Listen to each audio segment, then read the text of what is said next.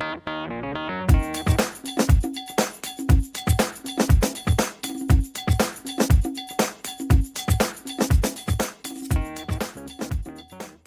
the first time in history, over half the world's population lives in cities.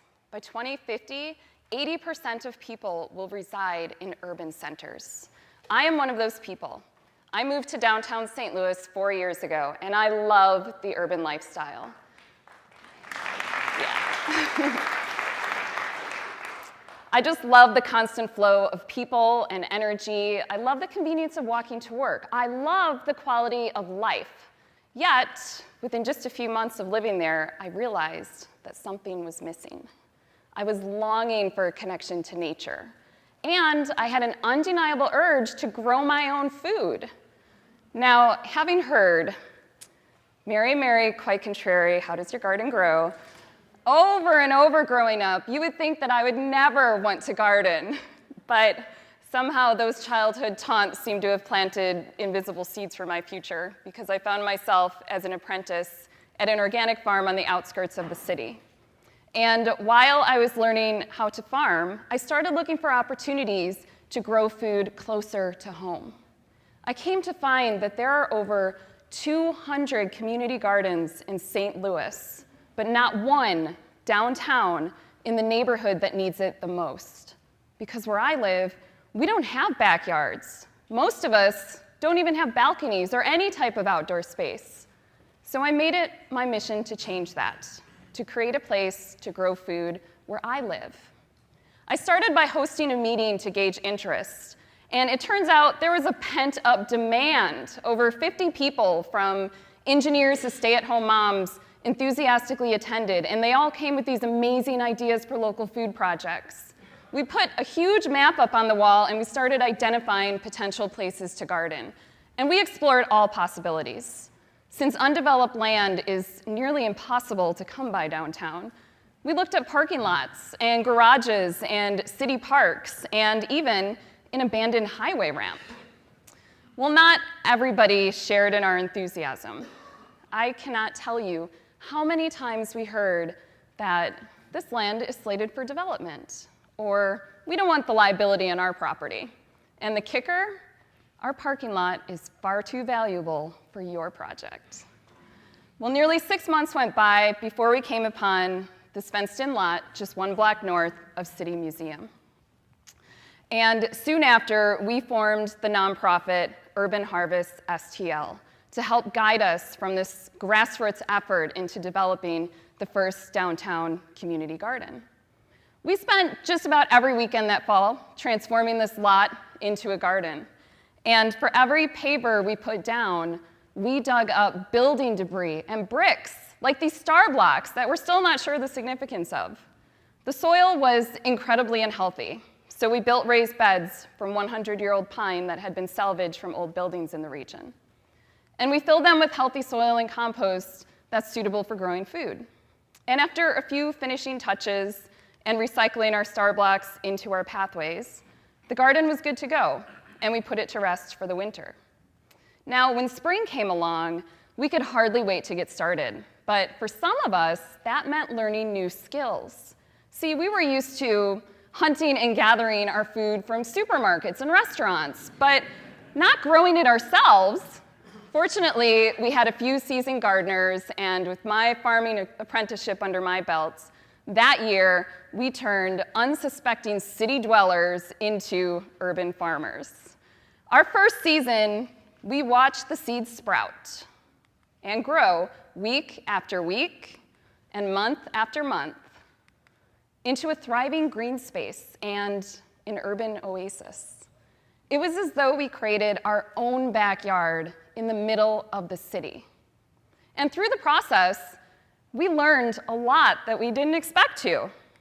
Terrence, one of our budding urban farmers, told me that through this project, he has never felt more connected and more love for the city of St. Louis. He feels the city is a gem, and it just needs more places to bring people together. So many people came together around this project who otherwise would not have met. Food was the connecting factor. Food starts conversations. Food builds relationships, making communities stronger. And for kids living in the neighborhood, we gave them a safe and a fun place to play. And while their favorite thing to do is to dig in the dirt, they were also very enthusiastic garden helpers. Titus and Adeline would come with their mom, Rebecca, to the garden every weekend to help harvest food for charity. And Rebecca would let me know that Titus would remind her all weekend long, "Mom, when are we going to go to the garden? It's my favorite place to be." The three of them delivered fresh food to St. Patrick's Center every week during the growing season. And those tomatoes and cucumbers and onions were used at McMurphy's Grill, which is their training kitchen where they help people struggling with homelessness and mental illness. So our garden kids taught us that everyone has a part to play. Just because you are not big does not mean you cannot make a difference. It turns out that kids of all ages really like the garden. My nephews came to visit, and when I brought them there, their eyes just lit up. I introduced Josh and Sean to kale. I showed them how to harvest kale. And when I told them we were going to make kale chips, they looked at me like I was an extraterrestrial. There was no way this green leaf was going to taste as delicious as a potato chip. Well, they loved kale chips so much that when they got home, they repeatedly asked their grandma to make them. It's clear to me that if we can get kids excited about growing and eating healthy food, they bring the message home. And I think kale may just change the world. Kale is the gateway crop that can help us. Kale can help us teach kids the skills and the knowledge that have been lost in a fast food culture. And kale can help bring kids back to nature.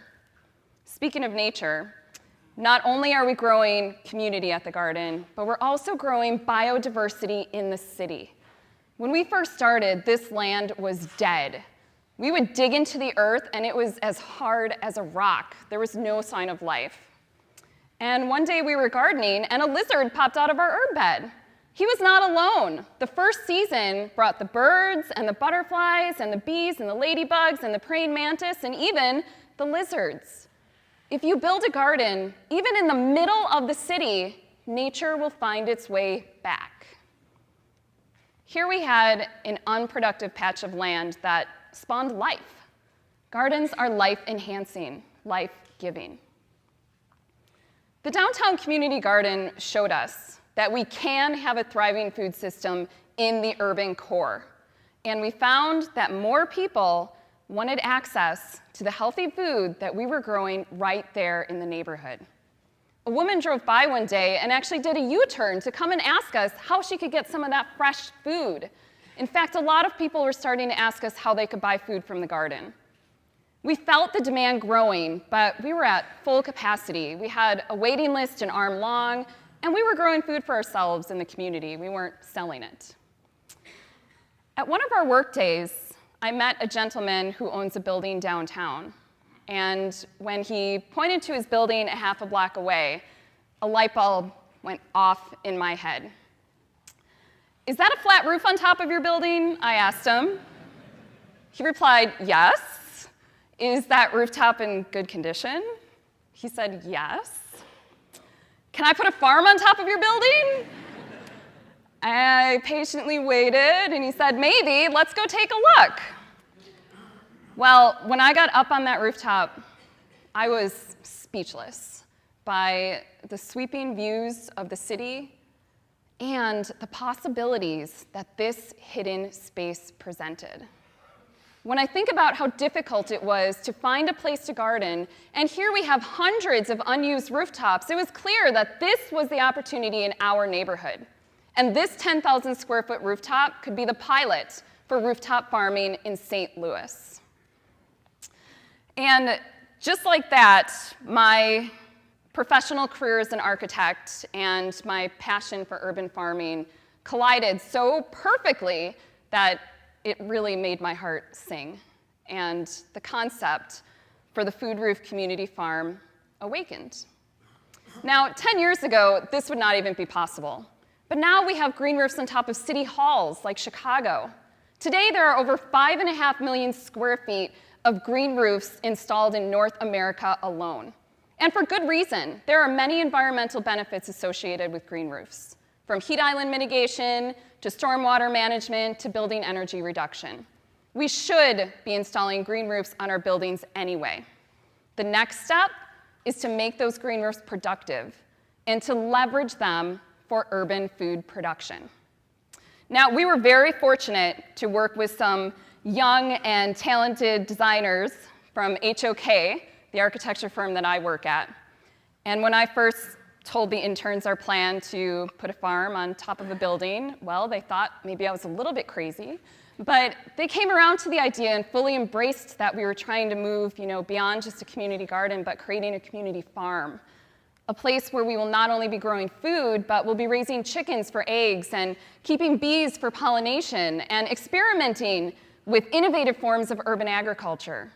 We designed the food roof to become a living laboratory where we can compare side by side different growing methods, from green roofs to vertical farms and hydroponics and aeroponics, to learn which systems work best on rooftops, so that we can then share those best practices with future urban farmers to help ensure their success. We also envision the Food Roof Farm to become a community platform, a place where we can engage and educate city dwellers on the ins and outs of a local food system. So we'll have an outdoor gathering space for community events and workshops and demonstrations. And local urban schools have already expressed interest in using this as an open-air classroom for their students and their parents and teachers to actively get involved in the farm. So how is this different than any other farm? Well, location, location, location. There are literally thousands of people who live and work within blocks who can walk to the farm and pick up a share of fresh food through a CSA program. We can bicycle deliver food to the restaurants along Washington Avenue, mere blocks away. It does not get any more local than this. We hope the Food Roof Farm becomes a demonstration for how to grow food in the city, because we feel it is absolutely essential to bring our farms into our cities where people live. Reducing the amount our food has to travel has huge and positive impacts on our environment. Urban agriculture can play a vital role in improving not only our environment, but our local economy and our health. Access to healthy food correlates with healthy eating. Studies have actually shown that people living close to fresh food retailers have lower rates of obesity and diabetes.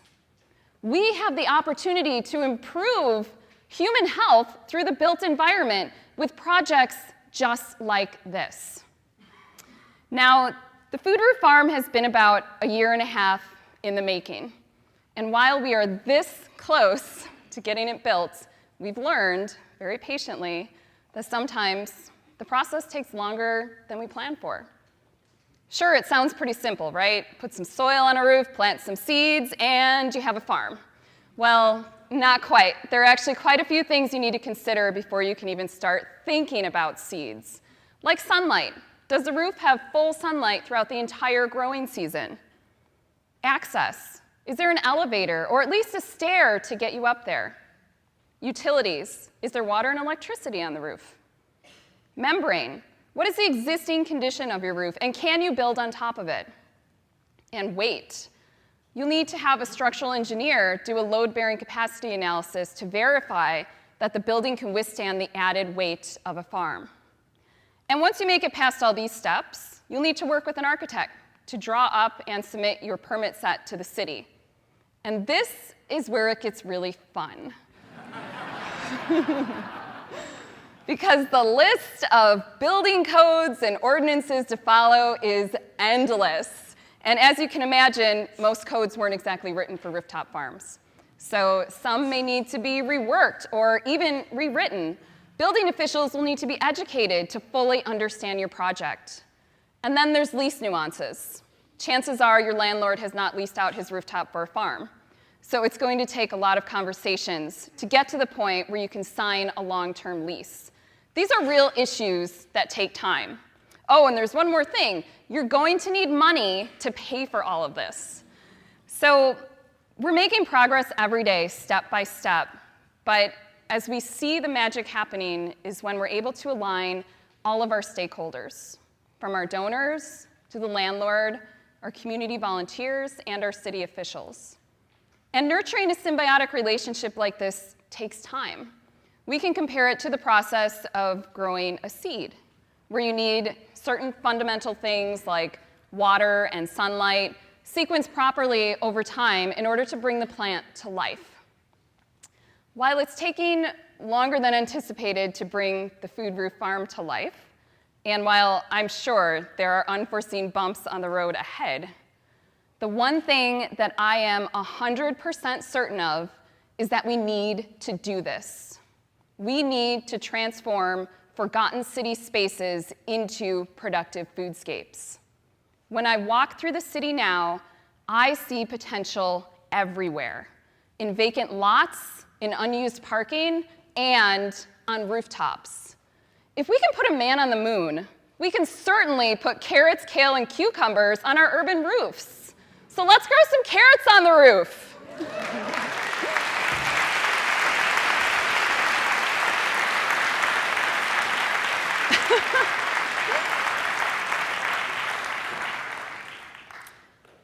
Sometimes the simplest of ideas can be the most profound. My simple idea: grow food where we live. Thank you.